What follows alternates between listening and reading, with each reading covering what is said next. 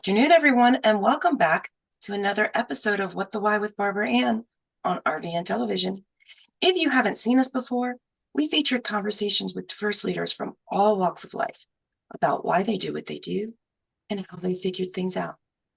Whether you're sick and tired of feeling sick and tired, or you feel stuck and want to get unstuck in your company, job, or even your life, all of our guests have something in common with you. At some point in their lives, many of them felt similarly, and today is no exception. Please join me in welcoming Jane. Is it Lehman or Lemon? I want to make sure I get it correctly. That's the one question. Welcome me in joining Jane Lemon. Jane is an independent associate with Legal Shield. It's the first guest I've had on from a company like this. And she specializes actually in small business legal services, as well as benefits, employee benefits for companies. She has had a really interesting bio that started with a journey, I couldn't believe, French horn in an orchestra, 30 years of music experience, 15 in Germany. 25 in Germany. 50, how many? 25. 25 in Germany. Oh, wow. Wow. Okay. But she's also, she attended the American Center for Conflict Resolution Institute. She has worked in other industries. She has served in so many different roles, whether it be chambers of commerce or Toastmasters. But when I met her, it was interesting. I shared with her right up front that I do know other people who are in Legal Shield, and she was like, that's all right. I still want to meet you anyway, because I'm all about making connections. And I was like, okay, this is someone that I definitely want to meet and want everybody who watches the show to meet. So without further ado, joining me all the way from Texas, the independent associate with Legal Shield. I want to make sure I get this right. Independent associate with Legal Shield, Jane Lemon. So round of applause for Jane. Something totally different. My first desire was to be a veterinarian of large wild animals because I wanted to take care of the lions in Africa. And then I read a book, and this veterinarian of large wild animals was inside the carcass of an elephant. And I realized, oh, lions aren't the only big animal. And it totally took away the nostalgia, the desire to be a veterinarian. I couldn't have done it anyway. I can't stand blood. So, first question that I ask every guest is, especially because of your extensive background in music, what did you want to be when you were growing up? Something totally different. My first desire was to be a veterinarian of large wild animals because I wanted to take care of the lions in Africa. And then I read a book, and this veterinarian of large wild animals was inside the carcass of an elephant. And I realized, oh, lions aren't the only big animal. And it totally took away the nostalgia, the desire to be a veterinarian. I couldn't have done it anyway. I can't stand blood. Yeah, that would be a little bit hard. Inside the carcass of an elephant. Yeah. Wow. That's not something I would have thought of either. So how did you get from deciding you didn't want to be a veterinarian to where you are now, helping businesses with their legal services and their employee benefits packages and more? Talk about a roundabout way to get to something, right? I became a musician. I started in the marching band like most kids in America do. And I played through high school. And then I went to college actually believing I was going to become a band director.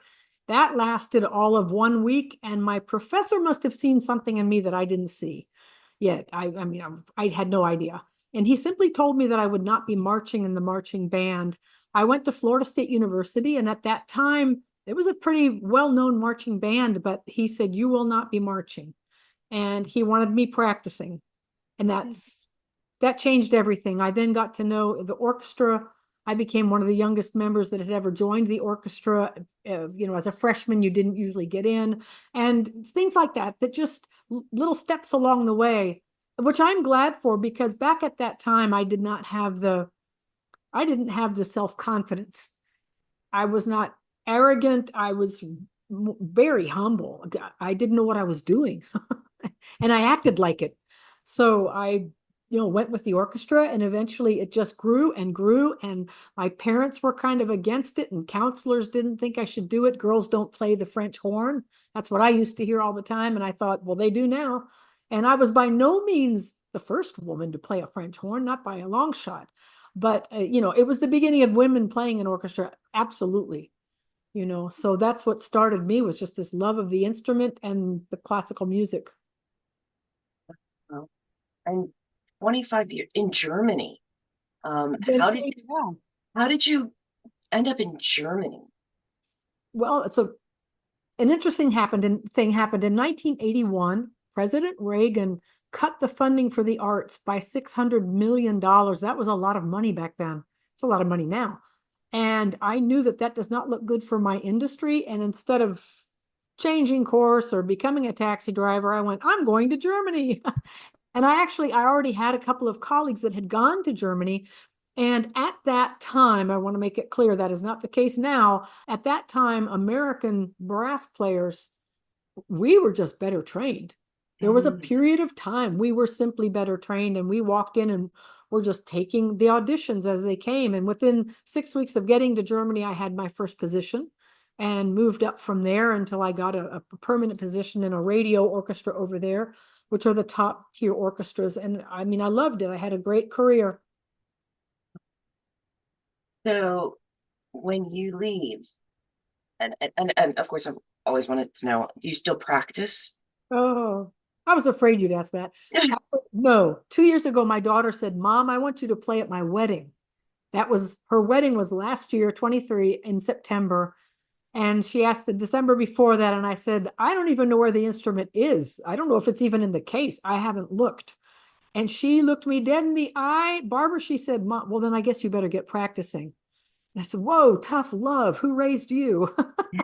Well, I pulled my horn out and I arranged a piece. My ex-husband also plays French horn. He is a phenomenal French horn player. I arranged Can't Help Falling in Love for the two of us to play because that's what she wanted. And we played that at her wedding. Oh, And that's that was the last time I've seen my instrument now. So I just okay. don't think about it. People say, oh, it's such a shame that you don't play anymore. Well, I guess it might be a shame if I thought about it. Mhm. If I had had an accident maybe and can't play and wished I could, I just don't. I'm busy. I'm busy living life. Yeah, yeah. So you move on, you get involved in all these different things, and then Legal Shield. You go into Legal Shield. Um, what drew you to Legal Shield both as a company, but also as a service? Right. At the beginning, I became a certified mediator. I was up in Michigan, and a gentleman said to me, because he knew I was starting to do private mediations outside of the court. In court, you're covered as a mediator. Outside, not so much. And he said, you need to look at Legal Shield. I had no idea what that was, but I went home and I looked it up, and I met someone that was with the company, and she got me covered for my business. And that's all I wanted to hear about. But then she kept calling me, and she said one day, she said, Jane, I bet you see a lot of people in court who don't have lawyers but should. Well, if anybody's ever hung out in a courthouse, everyone in there needs a lawyer, and most of them don't have it. I mean, the vast majority aren't there with lawyers. And for one reason, because they're so expensive. Well, she said to me, if you'll just sit down and listen to what we do, if you don't see the value, I promise I'll never call you again. Barbara, that's all I heard her say was, I'll never call you again. And I said, I'll buy coffee. So we sat down and had coffee. She showed me what the company does. Well, I had just moved back from living in Germany. Legal Shield gave me a will. I didn't have a will. I had two children and a single mom and no will. When I learned they do wills at no cost, I was immediately in. Okay, I see I need this. Then I'm thinking that I have two teenage drivers. They're covered.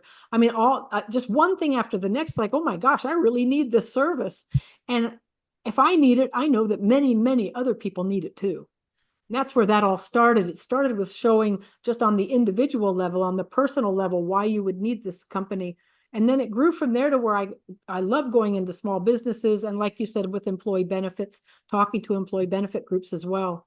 So it's just grown from there over 16 years that I've been with the company. What I'm hearing is you just love the product so much and you're so passionate about it. And it's so obvious that you're passionate about it and you believe in it. Um, Oftentimes that I ask people, what fears or challenges did they have to overcome to make this kind of a pivot in career? But what I'm hearing from you is passion. So what, if any, challenges did you have to overcome to go down this path of, sales and connecting and networking and Plenty, etc.? plenty. I moved from Michigan down to Texas to take care of my father. At the age of 90, he had found out that he had cancer, and he called me and he said, they want me to have radiation, but that could kill me at my age. And then he goes, I'm 90, a cold could kill me. I don't want to do any of that stuff. I mean, we're very practical in this kind of thing. And he said, I just want to have fun. And that word fun changed everything. I called my kids who were both in college and I just said, guess where you're going for Christmas? I'm moving to Texas. And they both thought, Mom, what are you doing? And I said, I'm going to go to make sure my dad has fun. So I moved down to Texas and, we had fun for 8 months. Well, in Texas, they told me I could not mediate here. And I didn't question that. I knew they were wrong, and it turned out they were wrong. But I immediately started doing my legal shield on the side, and my dad loved going with me to places and talking to people. And so we kind of had fun with that too. But after he passed away, I simply went full into the legal shield because I was having so much fun doing it. Being in like you mentioned, I'm with the Chamber of Commerce, being an ambassador with the Chamber, getting into some networking, organizations.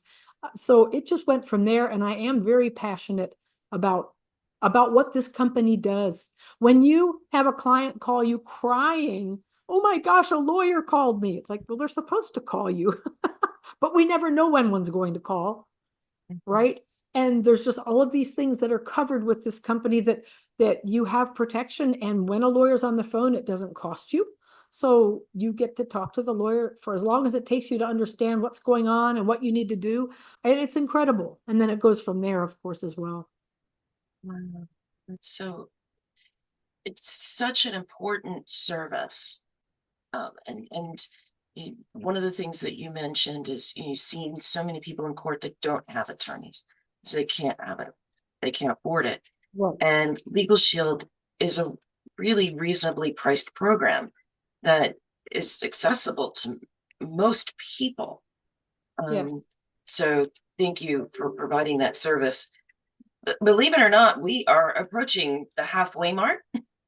Okay. So everybody who's watching us, please come back after this brief commercial break with our sponsors for more with What the Why with Barbara Ann and today's special guest, Jane Lemon, independent associate with Legal Shield.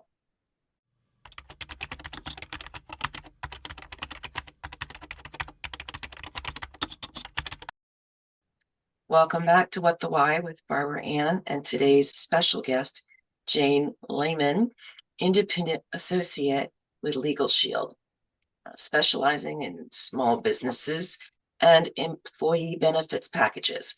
But as she mentioned at the top of the show, there's so many aspects to legal issues that we run into. I love that you got your own will. Of course, in today's marketplace, oh my gosh, I can only imagine how much identity theft comes up. How can Legal Shield help with that? Oh my. First of all, I really love to help people understand that identity theft is one, it's the only, well, I don't know, do you call it a business? What do we call that? Where do we classify that? It does not discriminate in any way, shape, or form. You're right. I mean, it is an industry in some countries. Right. There's literally, between the fraud and the identity theft, there's thriving industries around this. Yeah. And from the moment a baby has a social till after a person dies, their identity can be stolen. They don't even know how many deceased people have had their identity stolen. A friend of mine, though, right here in my area, her husband, she buried her husband who had died of cancer. And 3 years later, she started getting credit card bills for things he was buying, supposedly. Someone had used his social security number. And yeah, it's incredible. And a baby, I met a woman who said that her 2-year-old had bought a BMW in New York. I mean, how did you find that out? She said, we went to buy him we went to get him a savings account, and the bank has to do a background check. She said, but it came up with this line of credit to my son's social, and the guy's paying for the car. So my son has really good credit. I mean, she was happy. And we said, that's not good news, because that social security number can be sold over and over. And by the time he's 18, he will more than likely not have good credit at all. And with that said, when it comes, a lot of people tell me, oh, they can take mine. I have lousy credit. You're the person they want more than anybody, because they know you're not looking. And they're not going to use your social necessarily for credit related things that will be monitored. They might be using your social to get a job in another state, and you're not going to know about it anyway, at least not for a while. All right. Or they may use it to get medical ID. I'm sorry. Yeah. Your medical ID changed, and you don't know that. And now they're changing your blood type, and this can get very dangerous. So there's a lot that thieves can do with our information that doesn't go through a credit bureau. So all of these credit monitoring, if that's all that does, that's pretty useless. You asked what we do. We actually go in and we do full restoration, meaning we don't hold your hand while you do it. We actually go in and we do the work of restoring you to your pre-theft status. And how long does something like that take? Oh gosh, it depends. It can take months, it can take a year. It depends on what it is. I'll give you an example though of a woman whose husband had passed away, and about a year later, she got a call from Medicare just wanting to check on her, make sure everything's okay. And she went through everything with them, her information, and everything's good. She hung up, and then she had a gut feeling that what didn't feel right. And she called her daughter and said, well, I just got off the phone with Medicare. And her daughter said, Mom, Medicare doesn't make phone calls. She had just given all of her information, and before they could do anything, $78,000 had been stolen from her bank account. Oh my gosh. The bank said, we can't do anything about it. You gave that information out voluntarily. And she said, wait a minute, I need to call ID Shield. That's our service. And when you call ID Shield, you talk to private investigators. They're certified investigators. Every time you call, you're not talking to a call center. So she got on the phone with one of the licensed investigators, and they got to work on it. Well, a couple of months went by, and she got a call from the bank saying, you have to come down and sign some paperwork. There's money that's been deposited into your account, $60,000. And the bank had no idea where that money came from. Well, on the way to the bank, she called ID Shield, and the investigator said, yes, we've been working on it and we're not done yet. So that's the difference in hoping your bank's going to do something for you and actually having a company that does full research and they know where to look and what to do. So they're still working on that. Wow. Oh my gosh. That is, it's hard to fathom, isn't it? It is. And it's not, but it is. And I'm so glad that she got 60,000 of it back. And it sounds like they're going to keep going and going. And you're right. I mean, there's other services out there that will help, but it doesn't sound like, I've never heard anything go into that level of trying to restore somebody. Right. It's usually, well, we'll cover the costs of fixing your credit and we'll reimburse you up to a certain amount. And that what you're describing is very different. Right. Most companies do what's called reimbursement, and that's only for some financial loss. That's what you'll see in a homeowner's policy, or maybe through an identity theft protection that you might get through a bank. It's all about money, and this goes so much further. This is really about life. If people are using there was a girl that went to get a job. She was 18 years old, get her first job at a Target. They said, we'd love to invite you, but you already work here. According to the social security number, she already worked there. And she said, I've never had a job. And they said, well, your social works here, it works in the back. And then they went on to investigate that, and she actually had jobs 38 places around the country. Now, that's not the Social Security Administration's job. There are people that have jobs across the country. They don't follow up with that. So they're not going to be looking at that. So everybody thinks that someone else is responsible to take care of it. I saw there was one of those big billboard attorneys up in Michigan once that had his credit card information was stolen. And he contacted the FBI. This is an attorney. And he thought the FBI was going to help him solve his identity theft. No, that's not what the FBI does. They have a whole lot bigger things to do than worry about us. Even if you're a big billboard attorney, sorry. That's not how that works.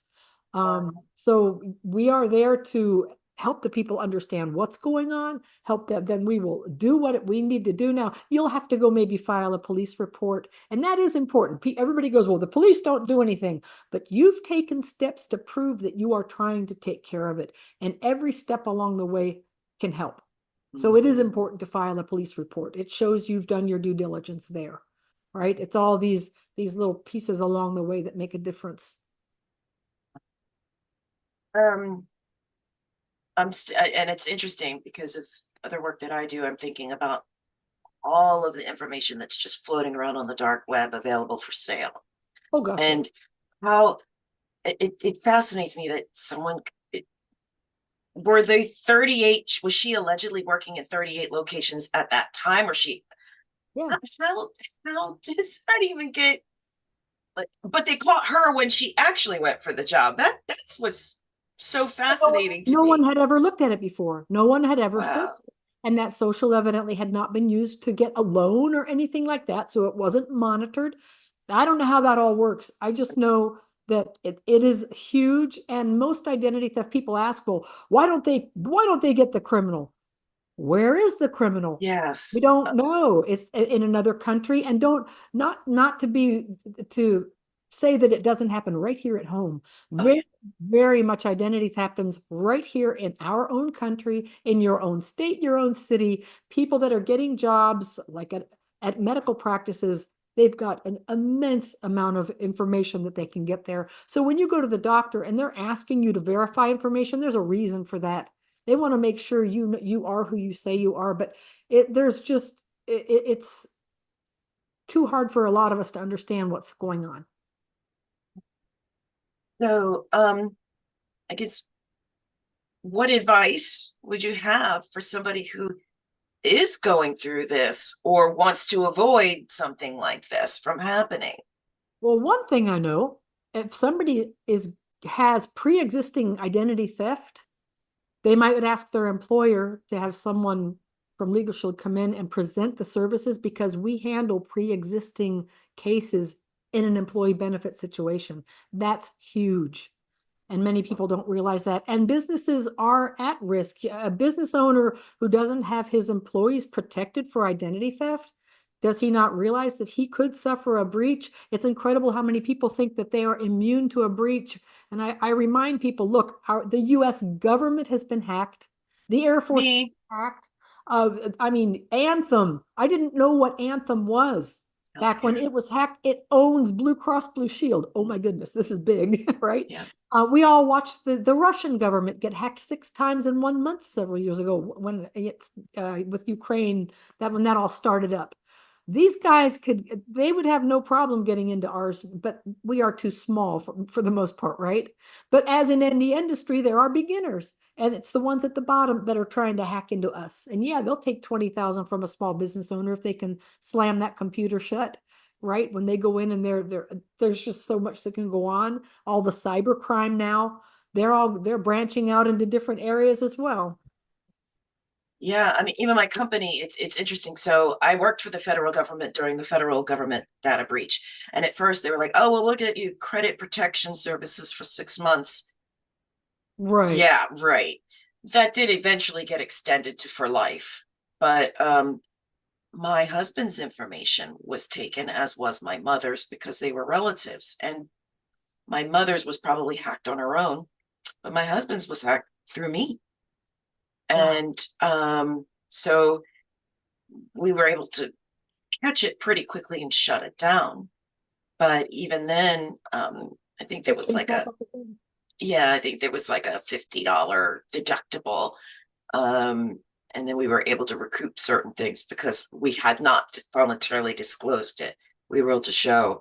But I think about all of the people out there who don't know that And there are they don't, millions, yeah. millions that don't, and they're getting the wrong information from TV. There are companies that advertise on TV that don't give the full information, and they are more than anything, they are advertising companies. Yeah. They put out hundreds and hundreds of millions of dollars each year to advertise, and they're making tons of money, but they don't do a whole lot behind. They don't do a lot for their client, Mm-hmm. right? And obviously, I can't name companies on here, nor will I, but I'm there to help the business owners, help the employees that want to be helped, and get some really solid protection. That's my job. It's a Yeah. good peace of mind to have. Yeah. I mean, even when I can go to a website and there you are in a corner with contact information and everything. So I know I have an actual person who is going to be there advocating for me as Absolutely. well. Um, Yes, yes, I am. That's what I am to my clients, is I am the trusted advisor, the advocate. I'm there if you're not sure what to do. Almost always when people have something happen, Jane, what do I do? Pick up your phone. I mean, there's an app on your phone. Pick up your phone and call your investigator or call your lawyer, depending on what the situation is, right? And even then, I have it happen up now and then. It's not uncommon that someone will say, well, what do I say to the law firm? Like that's how scared they are to call a lawyer, even though they're now paying for the service. You pick up the phone and you tell the law firm, the receptionist, I need to talk to a lawyer about an income tax return, or I need to talk to the lawyer because I think I've had money stolen, or I need to sue someone, or I'm going to buy a house. I mean, every area of law we cover, and then the lawyer, depending on if it's identity theft, they may say, well, call your ID Shield expert. They're the ones that are going to help you dive into all of that, and anything legal that comes up as a result of identity theft. That's what our lawyers will do for you as well. That's where the two go. It's like having a car without wheels, we say. You want to have the legal protection and the identity theft protection, because then you've got the strongest protection you can get. well, believe it or not, even when topic is something like legal, we are at time. It goes Time fast, doesn't always, it? it does, it always goes so fast. So thank you so much for Thank joining you. us all the way from Texas. What is the best way for people to connect with you? They can either call me at 810-333-3442. Again, that is 810-333-3442. And please leave a message, because I probably won't answer the phone, or text me and let me know who you are, or get a hold of me on LinkedIn. It's Jane Lehman 1 on LinkedIn. Then Jane Lehman and the number 1. Awesome. All right. Thank you, Jane, so much for taking your Thank time you to so much. share these really important topics that people don't often think of until after they need them instead of before. Yes. So, Yes, absolutely. Well, it was such a pleasure to talk to you. Anybody we can reach to just wake them up to what's needed. It's so important. Thank you so much. oh, you're welcome. So, all right. So you heard it. Uh, you don't want to find out after the fact what you need. Now, regarding our upcoming guests, you also don't want to miss what any of them have to say either. As we wind down our third season, yeah. Our guests include leaders of all ages and industries and backgrounds. Some of them overcame seemingly insurmountable challenges to figure out their why. And we hope you tune in to learn and be inspired about how they did what they did and how you can achieve whatever you set your mind to by overcoming the fear of change or failure. If you missed any of our past guests and want to check out what they had to say, you can also catch all of our past season and the first 2 seasons on the What the Why page of RVN Television's website. These days, you have so many viewing choices. There's so much content out there. So thank you very much for tuning in. And please tell a friend or colleague about us. Also, please remember, whether you're looking to make changes in your company, your career, or your life, no matter how big or small, join us again for more informative and illuminating conversations with guests such as Jane, who navigated and overcame a lot of different challenges in her path to find her purpose and to live it.